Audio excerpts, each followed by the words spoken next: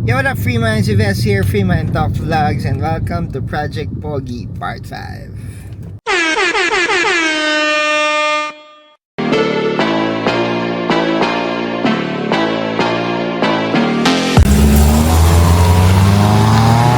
So for this vlog, Freeminds, magpapalit tayo ng Android head unit ni Hiki. So medyo lalandiin lang natin siya ng konti, just to change the riding experience ng auto natin sa tuwing ginagamit natin siya when it comes to entertainment. So kaya tayo mag-Android kasi mas maraming capabilities yung Android, like pwede kang manood ng YouTube or mag-play ng YouTube, play ng mga videos, any format na naging problema ko dito sa Pioneer head unit ko.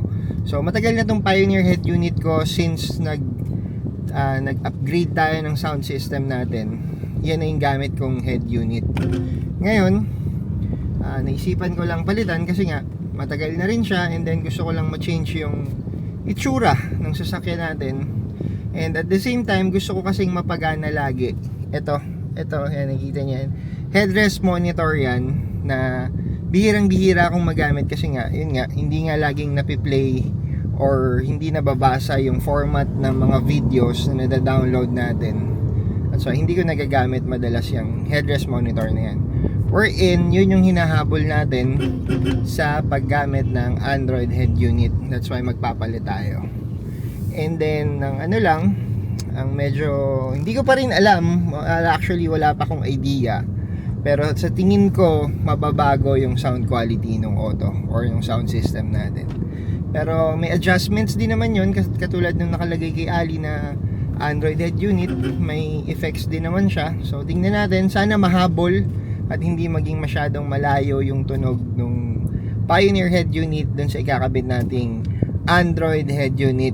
So if you're interested, Freeminds, tara samahan nyo ako, let's go, let's do this. So Freeminds, ayun na, dito tayo sa Astral Laguna branch. So ito, dito tayo magpapakabit ng bago nating Android head unit at tatanggalin natin yung luma nating Pioneer head unit. Pero I hope sana hindi maging ganong kalaki yung difference ng sound quality ng mga head unit natin at tumunog pa rin na maganda. Pero let's see, tingnan natin, let's go.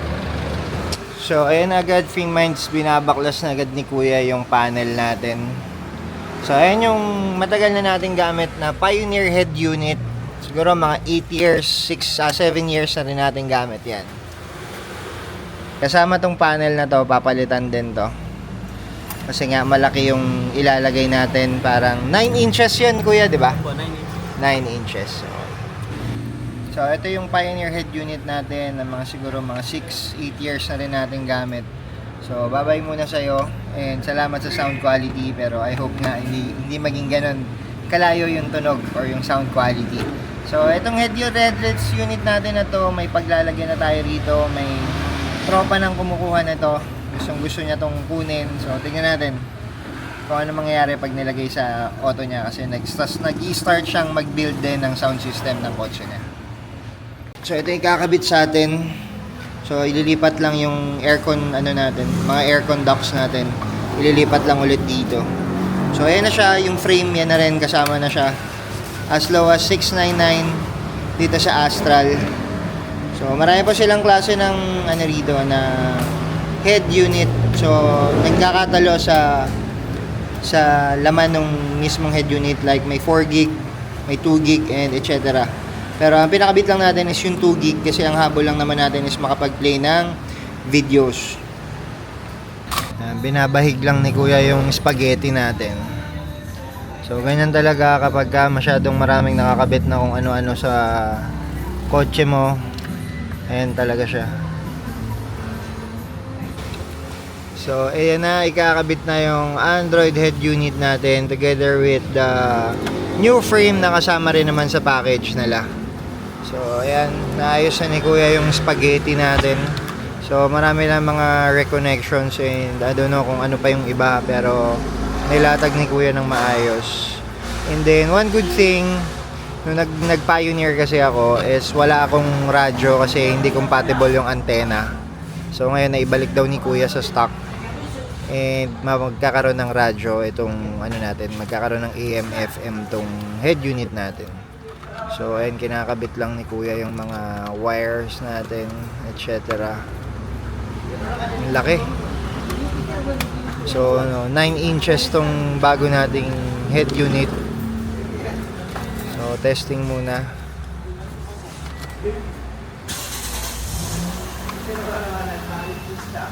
Ayan, bumukas na yung ating headrest monitor. So ayan siya. So magiging ganito yung view niya. Ayan, kapag may pinapanood tayo or nagpi-play tayo ng video. Okay na. Lumabas na. Kung ano yung nakikita natin dun sa head unit natin is mag-a-appear din siya dito sa ating headrest monitor. So, ayan, set up lang ni kuya ng mabilis na mabilis. So, I think yan yung yun yung TV Plus. So, run through lang, then mamaya testing natin syempre yung sounds natin. So, ayan na siya, free minds. Nakakabit na yung bago nating Android head unit, pero yun, medyo malayo nga yung tunog, pero kasi kailangan pa natin siyang itono dito. So, hinula-hulaan ko pa lang, tinitingnan-tingnan ko pa lang, and then medyo mahirap siyang galawin. Ayan, so titingnan natin kung paano natin siya matutono ng mas maayos at medyo mas malapit dun sa Pioneer nating head unit. Pero so far, okay naman siya, malinaw. Tsaka maraming pwedeng gawin like YouTube, Spotify, nandiyan naman siya lahat. So pwede ka rin maglagay ng pictures for wallpaper, etc. Pero as days goes by, titingnan pa natin kung ano pang mga pwede natin gawin dito at paano pa natin siya mapapatunog ng mas maganda. So ngayon kinakabit na lang yung reverse cam natin. So good thing kasi yung luma nating reverse cam is malabo na. So ayan, bago yung camera. So ayan yung final look. So yun na nga, pagbukas yung natin. So pasensya na, maduming sasakyan. Lagi naman. So pagbukas yung headrest monitor natin, ayan siya. Kung ano yung nakikita dun sa head unit natin is lalabas din siya dito sa headrest monitor natin. So ayan, final touches na lang. Tingnan natin.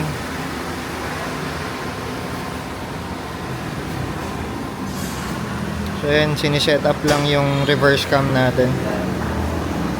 A few inches later.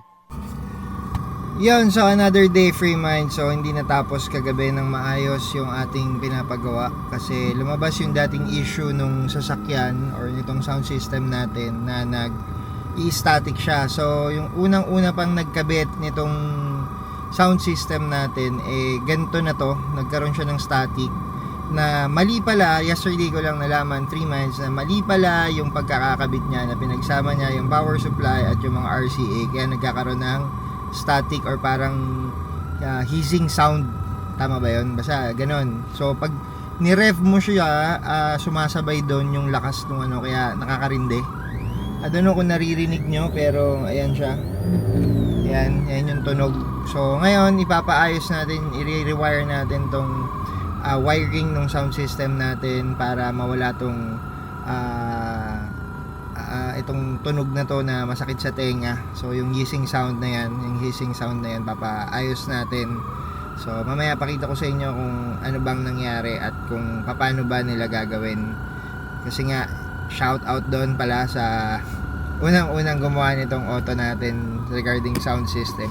Yung unang-unang nag-install na parang magic niya lang para matapos niya agad. So shout out sa iyo, after 9 long years or mga 8 long years, ngayon ko lang nalaman na mali pala yung pagkakabit mo. So yun, papaayos natin ngayon para mas maging maganda at komportable yung ride natin kasi masakit sa tenga. So right now we're on the way dun sa shop na pupunta natin para ipaayos tong ang sakit talaga sa tenga. So see you later, free minds. Let's go, let's do this. So hindi tayo natapos kahapon ng maayos or ng okay just because yun nga, may static. So medyo gabi na din kasi nagsasara na sila, so bumalik na lang tayo today. So as of now, ayan, nakabaklas lahat si Hiki. Papakita ko sa inyo. Ayan, nakabaklas siya lahat. So upuan, so i-rewire nila, total rewire ng natin, ng sound system natin, and I hope this will work and finally maayos yung ating sound system, mawala yung what we call that, static sound.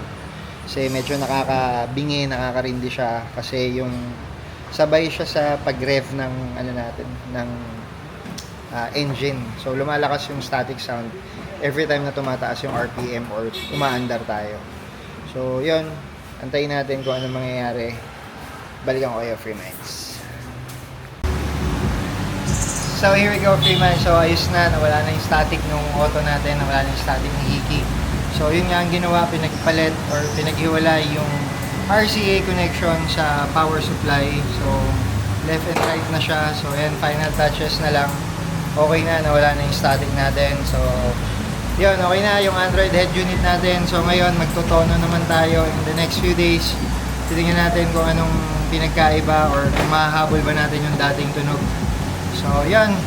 So, I think that's a wrap. Once again, my name is Yves, and this is my cute car, Hiki, and this is my Freeman Talks. Peace out.